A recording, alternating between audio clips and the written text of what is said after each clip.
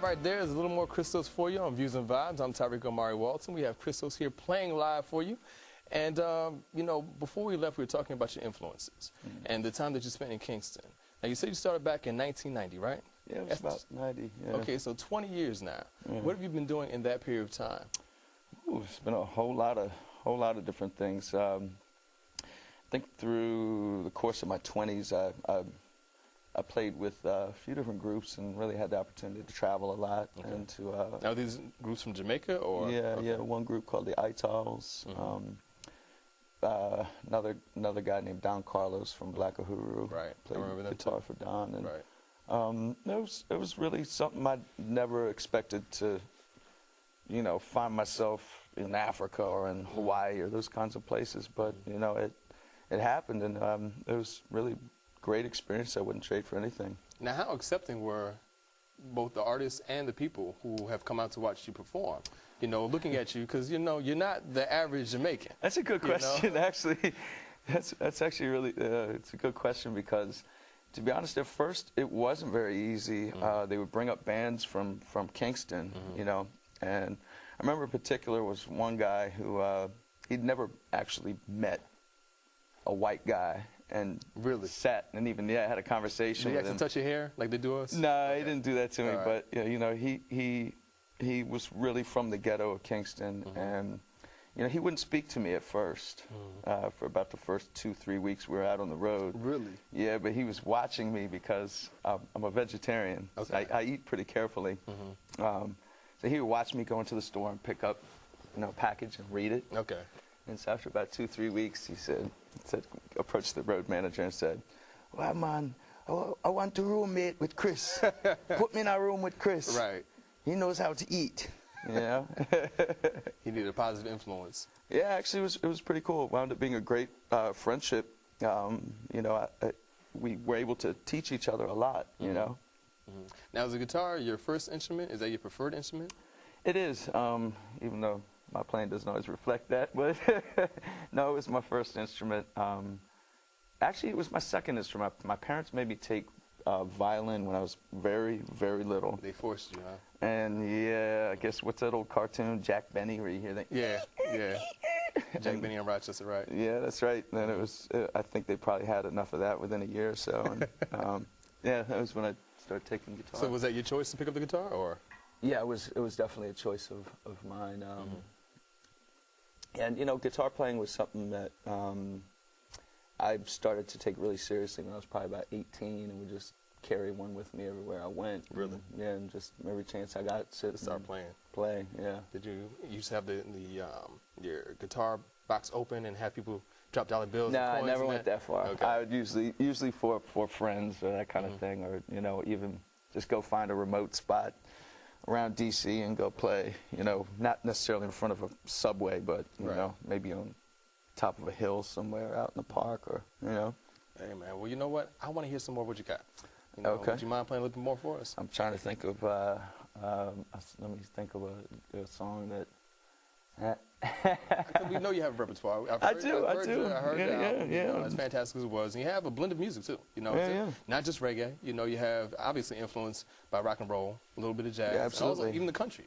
I was surprised by that. Right. You know? Yeah, the country song really, I was surprised by that, actually, to be honest, too. Where did that come from? Where did that come from? Well, a guy that plays guitar with me, Tony Grasso, he had come by, have a studio in the house, and he had some chords one night he was playing, and just I loved the way it sounded, and just approached him and said, you know, hey, can I record that?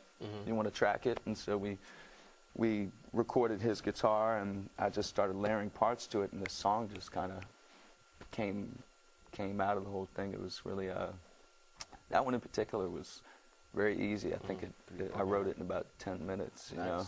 Nice. Well, what you got for us now? Well, I guess since you got me here. I got you here. Come on. Well, you have people what they want. My last project, which was called Time to Rise. Might as well give you the title off of that. Okay. You know. Time to Rise. It's been a while since I played it, but this one's called Time to Rise.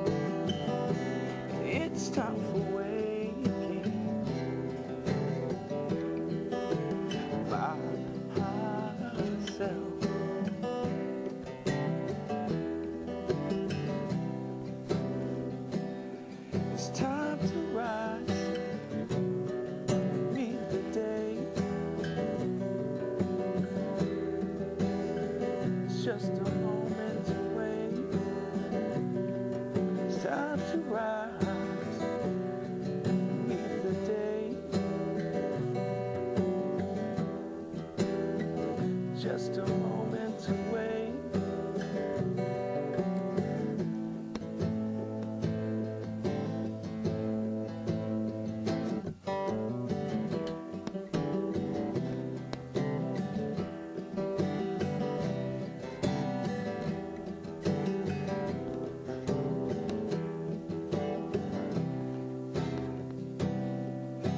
Still keep me close. Would you come back for me? 'Cause there's a part of you in the heart of me.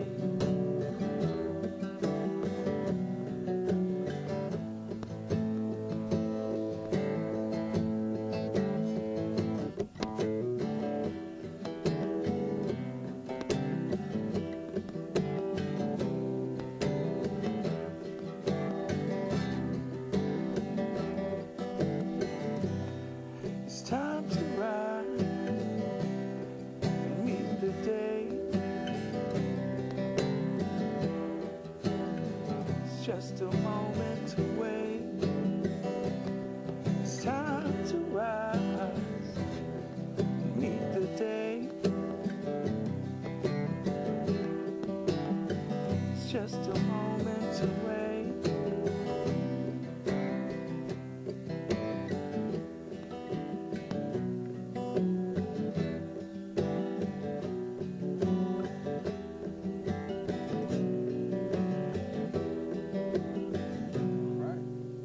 Nice. Thank you, sir. All right, we're going to take a quick break. When we return, we'll play a little 10 questions with Christos. But first, got to take a break.